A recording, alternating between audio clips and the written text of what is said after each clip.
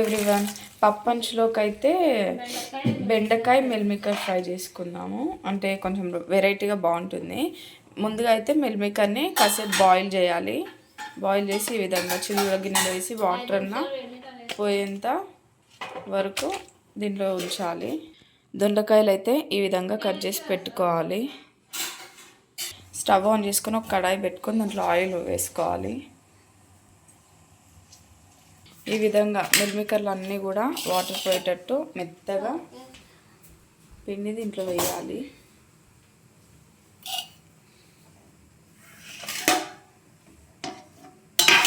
ఒక్క దాంట్లో 2 ముక్కలుగా కట్ చేసి పెట్టుకోవాలి. పెద్దవి అయితే ముక్కలు చేసుకోవాలి, చిన్నవి అయితే అలాగనే ఉంచేసుకున్నా ఏం ప్రాబ్లం లేదు.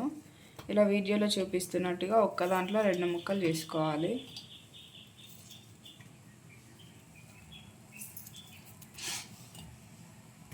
అంతలోపు ఇక్కడైతే మనకు ఆయిల్ హీట్ అవుతుంది. ఆయిల్ స్టవ్ మీద పెట్టుకోవాలి. ఇలా వాటర్ అన్ని పోయేటట్టు చేతిలో వేసి ఇలా వండుకోవాలి. ఎందుకంటే దాంట్లో ఉన్న వాటర్ అంతా పోతుంది. ఆయిల్లో వేస్తాం కదా, మళ్ళీ అంతే గట్టిగా పిండి వేసుకోవాలి. మిల్మేకర్ని మాత్రం ఆయిల్ హీట్ అయింది. దాంట్లో మనం మిల్మేకర్ని చిన్న చిన్న ముక్కలుగా కట్ చేసి వేసుకున్నాం కదా, అవన్నీ వేసుకొని డీప్ ఫ్రై చేసుకోవాలి. కొన్ని వేసుకున్నాం, బెండకాయ ఆకుతుంది కదా, అంటే మనం బాయిల్ చేసుకున్న వేసుకోవాలి.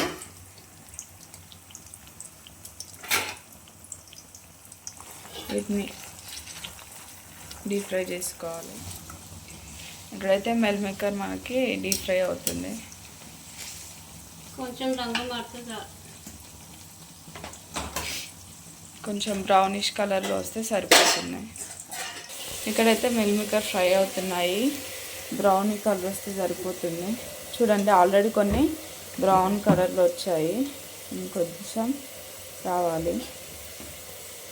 సిమ్లో పెట్టి అన్నిటిని కూడా మంచిగా వేపుకోవాలి. పప్పులోకి కదా, పప్పు అంచులోకి తింటే చాలా బాగుంటుంది.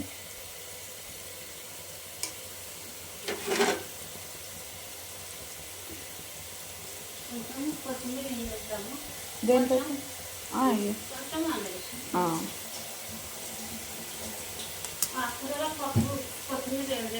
ఇక్కడైతే చూడండి అన్నీ కూడా బ్రౌనిష్ కలర్లోకి వచ్చాయి. ఇప్పుడు అంటే మిల్మేకర్ ఫ్రై అయినట్టు. ఇప్పుడు తీసేద్దాం, సైడ్కి తీసుకుందాం.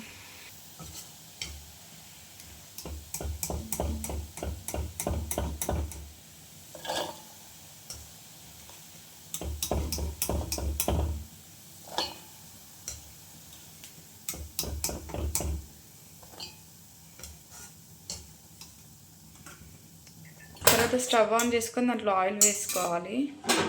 ఆయిల్లో ఇప్పుడు బెండకాయలు, పోపు గింజలు కానీ ఏం వేయొద్దు, ఓన్లీ బెండకాయలు.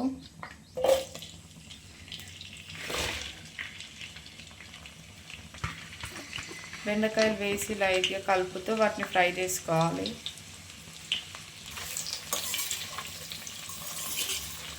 ఇప్పుడైతే మేము బెండకాయలు ఫ్రై చేసుకుంటున్నాము.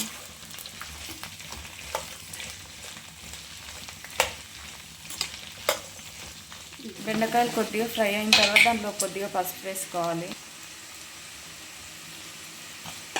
కొద్దిగా కారం, సరిపడంత ఉప్పు. అంటే మిల్మేకర్లు కూడా యాడ్ చేసుకుంటాం కదా, రెండింటికి కలిపి వేసుకోవాలి. ఇప్పుడు మిల్మేకర్ ఉంది కదా, అది కూడా వేసేసుకొని రెండు బాగా మిక్స్ చేసుకోవాలి.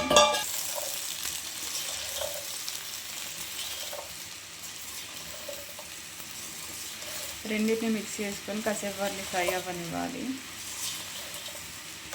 ఇలా వెరైటీగా ట్రై చేయండి మీరు కూడా, చాలా బాగుంటాయి.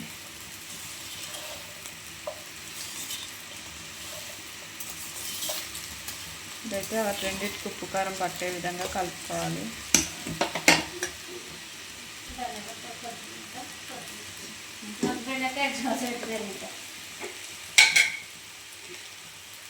మంచిది కూడా పెట్టాలి. కొద్దిగా ధనియాల పొడి వేసుకోవాలి, కొద్దిగా జీరా పౌడర్,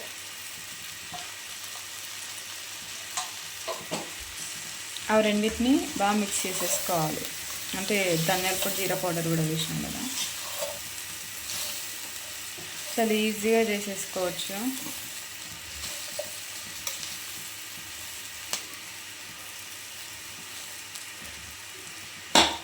ఇలా సింపుల్గా మనకు ఫ్రై అనేది రెడీ అయిపోతుంది. కొత్తిమీర అయితే వేసేసుకోవాలి. ఇక్కడ మనకు ఫ్రై కూడా రెడీ అయిపోయింది.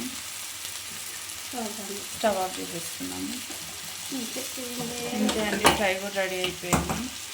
మన ఛానల్ ఎవరైనా కొత్తగా చూస్తున్నట్లయితే ప్లీజ్ సబ్స్క్రైబ్ చేసుకోండి. ఇంకేమైనా కొత్త రెసిపీస్ కావాలంటే కామెంట్ చేయండి. మీరు కూడా ట్రై చేయండి. రెసిపీ ఎలా వచ్చిందో మాకు కామెంట్ చేయండి.